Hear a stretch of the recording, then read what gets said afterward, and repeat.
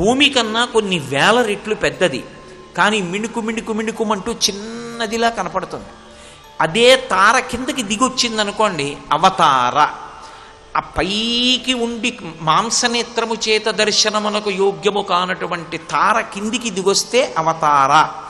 అలాగే ఈ కంటితో చూడడానికి వీలు లేకుండా అంతర్బహిశ్చతత్సర్వం వ్యాప్య నారాయణ స్థిత అని ఇందుకలడందులేడని సందేహము వలదు చక్రి సర్వోపగతుండెందెందు వెదగి చూచిన అందందే కలడు తనవగ్రని వింటే అని అంతటా నిండి నిబిడీకృతమైపోయిన పరమాత్మ నెయ్యి ఎక్కడ ఉంది అంటే పాల అంతటా ఉన్నది.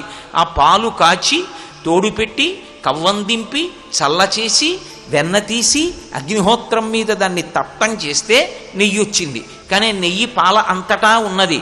అలాగే విశ్వనాథుడు ఎక్కడున్నాడు? విశ్వమంతటా ఉన్నాడు. హరిమయము విశ్వమంతయు హరి విశ్వమయుండు. హరిమయ